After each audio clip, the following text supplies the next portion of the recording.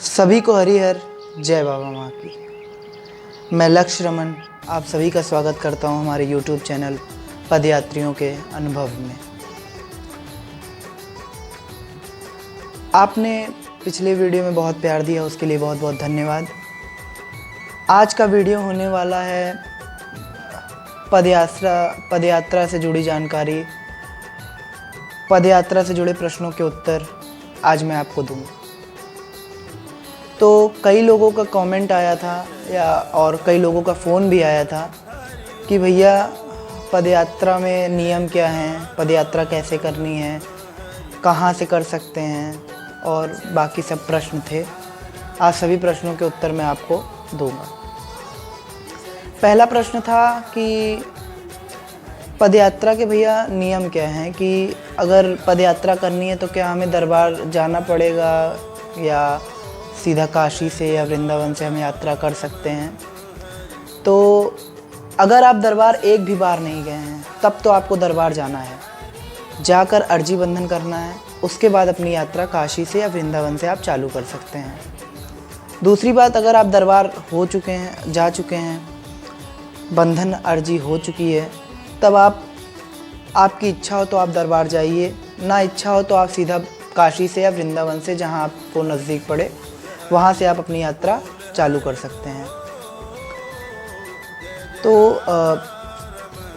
मान लीजिए आप काशी से यात्रा कर रहे हैं, तो काशी से आपको लगभग 10 से 11 दिन लग जाएंगे यात्रा करने में। काशी से आप चलेंगे तो आपको काशी से सीधा दरबार नहीं जाना है, आपको काशी से जाना है सीधा सरसैया घाट। सरसैया घाट पर आपको फिर से स्नान करना है। स्नान करने के बाद फिर आपको वहाँ से पद यात्रा करनी है दरबार की। तो पहला काशी में स्नान होगा। काशी में स्नान करने के बाद महादेव का दर्शन होगा, माँ विशालाक्षी माँ का दर्शन होगा, अन्नपूर्णा माँ का दर्शन होगा। उसके बाद आप अपनी यात्रा चालू करेंगे। फिर सरसैया घाट पे स्नान होगा। सरसैया घाट पे स्नान करके आप अपनी यात्रा वहाँ से करौली धाम के लिए करेंगे। और इस बीच लोगों का प्रश्न आया था कि भैया कोई ग्रुप है या हम कभी भी निकल सकते हैं।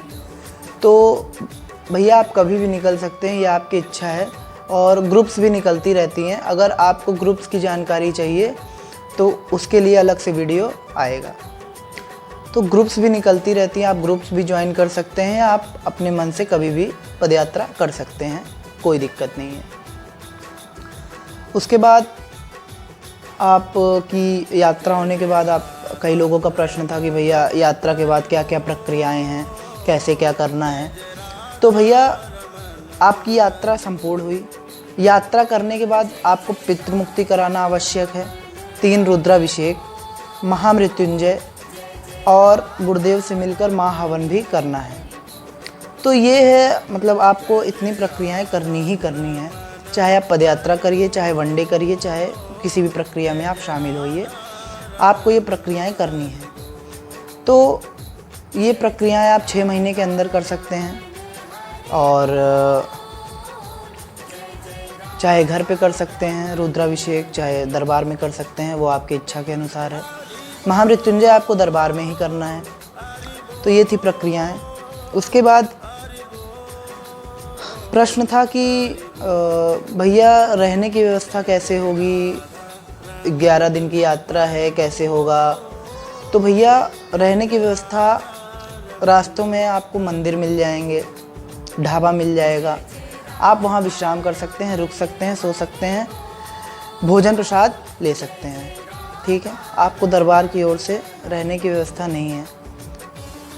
आप मंदिर ढूंढिए, ढाबा ढूंढिए, या किसी भी स्थान पर आप रुक सकते हैं, ये आपके ऊपर है। अगर आप ग्रुप्स के साथ रहेंगे तो उसमें एक ग्रुप बनेगा, व्हाट्सएप ग्रुप, जिसमें आपको लोकेशन दिया जाएगा। तो ये थे कुछ नियम। उसके बाद था कि भैया पदयात्रा के दौरान गुरुदेव स्वयं मिलेंगे, हमें टोकन लेना पड़ेगा। तो भैया पदयात्रा के दौरान गुरुदेव पुण्य देते हैं, पर्सनली किसी से नहीं मिलते। अगर आपको मिलना है तो आपको आफ्टर ट्रीटमेंट टोकन लेना पड़ेगा, जिसकी कीमत 11,000 रुपये है। तो आपको टोकन लेकर ही गुरुदेव से मिलना है। गुरुदेव से मिलेंगे, अगर कुछ दिक्कतें हैं तो आप मिल सकते हैं, अगर कोई दिक्कत नहीं है तो फिर कोई मतलब नहीं है, फिर गुरुदेव से मिलिए। अगर आपकी इच्छा है तो आप मिल सकते हैं, अपनी चिकित्सा करा सकते हैं, कोई दिक्कत नहीं है। तो ये थी कुछ बातें पदयात्रा के बारे में। और पदयात्रा से रिलेटेड बहुत सारे लोगों ने कमेंट किया था कि भैया ऐसा है कि हमारे घर में या हमारे यहाँ कोई भी पदयात्रा कर सकता है और उससे हम स्वस्थ हो जाएंगे या नहीं।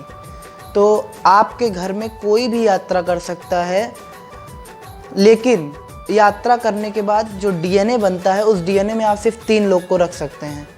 वो आपकी इच्छा के अनुसार आप अपने परिवार के किसी भी 3 सदस्य को रख सकते हैं, जिसको आप रखेंगे वो स्वस्थ होगा। पदयात्रा में 3 लोग इसलिए रखे जाते हैं क्योंकि ऊर्जा भरपूर रहनी चाहिए सभी के पास, और पूरा खेल ऊर्जा का ही है। तो ऊर्जा जो होती है वो बहुत ही आवश्यक है। और घर पे किसी भी ऐसे व्यक्ति को पदयात्रा में ना लेकर ना चलें जिसको कैंसर हो, HIV हो, एड्स हो या ट्यूमर हो, किडनी रिलेटेड, हार्ट रिलेटेड बीमारियां हों, मतलब असाध्य रोग हों, उनको लेकर आपको पदयात्रा में नहीं चलना है। बिल्कुल भी उनको पदयात्रा नहीं करानी है, ऐसा दरबार से निर्देश है। और छोटे बच्चों को भी यात्रा नहीं करनी है। अगर बच्चा 8 साल, 9 साल, 10 साल से ऊपर है तो वो यात्रा कर सकता है, कोई दिक्कत नहीं है, लेकिन छोटे बच्चों को यात्रा नहीं करनी है। और एक बात और है, इस समय गर्मी के महीना चल रहा है, गर्मी का मौसम चल रहा है और सभी लोग यात्रा नहीं कर सकते इस गर्मी में, तो यात्रा भी रुकी हुई है, यात्रा भी चल नहीं रही है। दरबार की ओर से नहीं रोकी गई है, लेकिन इस समय यात्रा चल नहीं रही है, कोई भी ग्रुप्स निकल नहीं रहे हैं।